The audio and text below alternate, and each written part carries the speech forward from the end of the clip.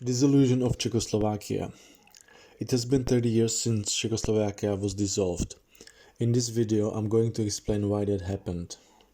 When the First World War started, the future Czechoslovak president Tomáš Garrigue Masaryk left Austria-Hungary to start his campaign for a new independent state called Czechoslovakia.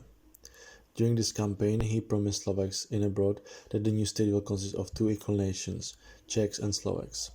However, when Czechoslovakia was established, he and the second president Beneš aimed to create a single nation of Czechoslovaks. No federation was established, which led to a tension between the central government in Prague and the nationalist Slovaks. Thus, under the pressure from Adolf Hitler, Czechoslovakia was for the first time dissolved in March 1939. Czechia became a German protectorate, and Slovakia became a German satellite with limited sovereignty. After the Second World War, Czechoslovakia was reunited.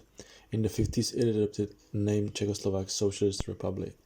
Finally, in 1968, the constitution was changed to create a federation.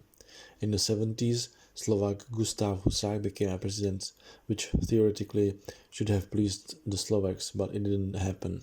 Husák led the country centrally, and only limited power was delegated on the parliament in Slovakia. Hence, the growth of separatism occurred after the end of the communist regime. In 1989, the Velvet Revolution came, which ended the communist regime in Czechoslovakia. With the advent of democracy, the Slovak politicians started asking the central government to delegate more power to the Slovak parliament. This pressure climaxed in the negotiations between the Czech politician Klaus and the Slovak politician Mečiar, who agreed that the federation should have been dissolved and the separate states to be created. The reason why Slovaks wanted to get independent was that they had a feeling that the central government was exploiting them. Although they were recipients of net money transfers from Czechia, the nationalistic Slovaks felt like the world knew only Czechs and they would raise awareness of their nation if they would be independent. Paradoxically, after they became independent, Slovakia has been often confused with Slovenia. The fact that the Catholic Church is much more prevalent in Slovakia than Czechia may also play a role in the breakup. The dissolution proceeded in a peaceful way. It was happening in the time of bloody civil war in Yugoslavia. The relations between Czechia and Slovakia have been exceptionally good. The first journeys of the prime ministers of the two countries are always to the neighboring country.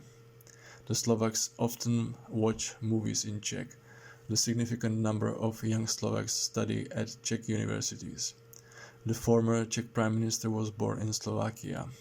The languages of the two nations are very close, which makes understanding each other much easier. This is all to this video. Goodbye.